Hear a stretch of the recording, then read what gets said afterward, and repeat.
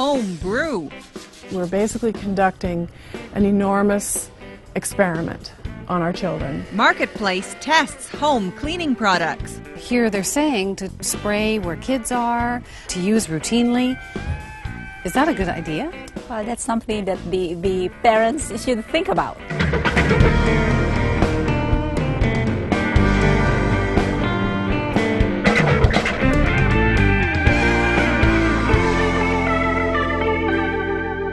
Hi, welcome to Marketplace. I'm Erica Johnson in Vancouver. We seem to be a society obsessed with keeping our homes clean. We want our bathrooms and our kitchens hospital-grade disinfected. Cleaning products promise miracles, faster, easier, better results, less scrubbing. But could it be our clean freak streak is actually harming our kids? Here's Wendy Mesley with the story.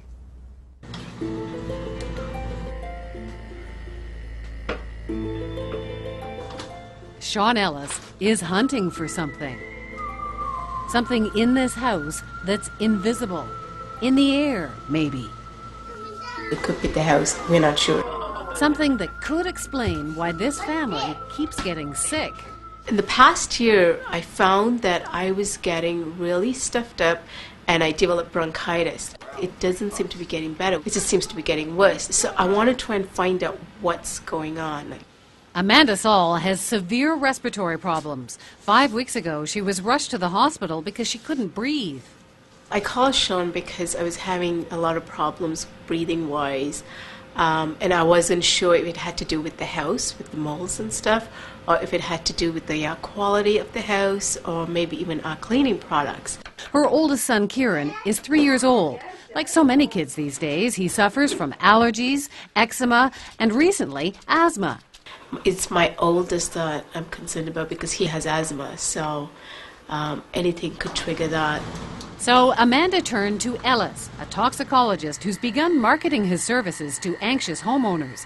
Sean tests the air in people's homes, looking to see how many chemicals or other particulate matter may be floating there. There's a growing concern about the connection between people's health and their indoor environments. Sean tests for all kinds of things: mold, moisture, and more, he's testing for chemicals. Some of my clients using cleaners, especially if it's a combination of cleaners, can actually make them dizzy or have headaches. What he's talking about are cleaning products, like the ones Amanda and her husband use every day. Many of them contain chemicals. I think the majority of the awareness of cleaning products in people's homes are that a cleaning product is natural and safe. I don't think people consider cleaning products chemicals. And this young family likes their cleaners as much as anyone else. It is very seductive to try and get the best cleaning product out there that will actually do the job. Open wide. In your mouth, not on the floor. Speaking of seductive, check out the advertising. The Come On to Parents is full of babies and young children looking adorable and oh so vulnerable. It's a parent's job to keep them free from germs. So, say the ads, spray that change table with LYSOL, clean that high chair with disinfecting wipes, and don't forget to mop those floors before putting baby down to play. Last year, Canadians spent over $275 million on household cleaning products. They're appealing to the fear of danger for their children and the desire to keep them safe. LYSOL spray kills 99.9% of germs. Kathy Cooper is a senior researcher with the Canadian Environmental Law Association. What do you think when you see that? I find it very troubling that those kinds of chemicals are being sprayed in a child's crib. I think it's unnecessary, and I worry about the long-term toxicity. Cooper says there's a lot we don't know about the chemicals in our cleaners because companies are not required to tell us. For cleaning products in particular, the only thing the label will tell you is that issue of, is it seriously toxic? If you swallow it. If you swallow it or get in your eye. Or, you know, will the container blow up or whatever if you puncture it. But you don't have any information about chronic toxicity, long-term toxicity. In Vancouver, Larry Stoffman is an international expert on chemical hazards information. We're talking about children that are exposed to these products in the home, and they're exposed to these products on a 24-hour-a-day basis.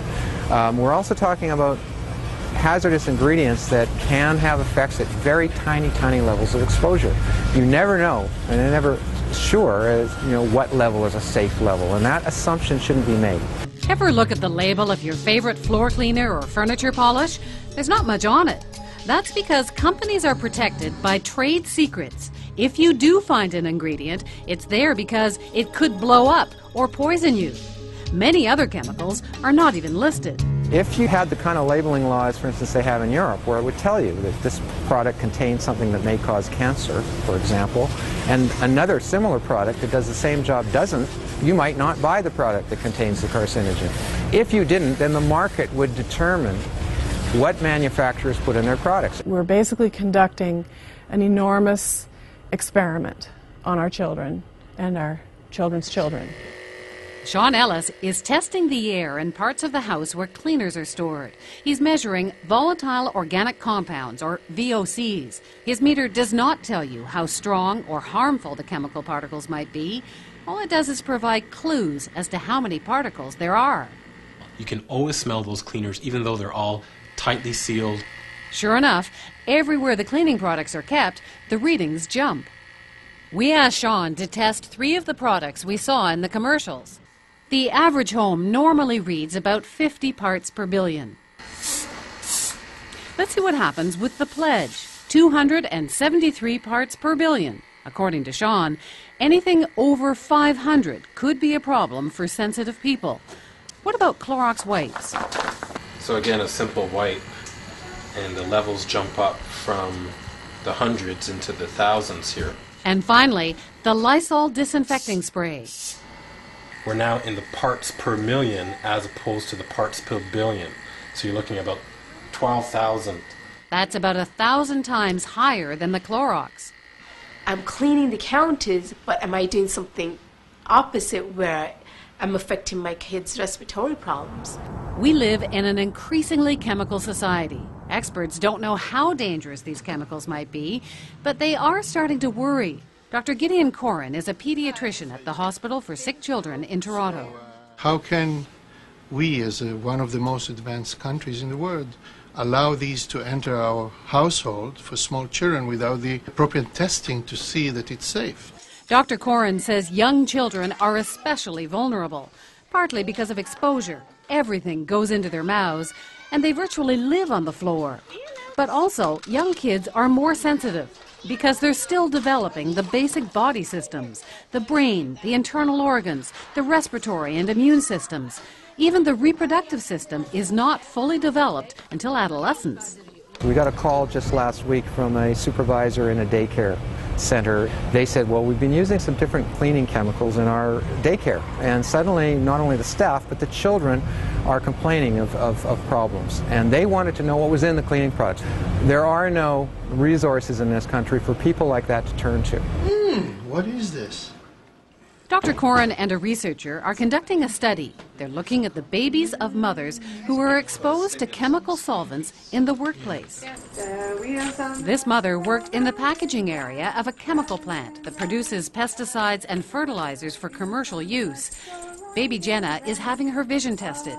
We don't know her results yet, but research on other kids is in. So you're finding that vision is affected in some of these fetuses, babies.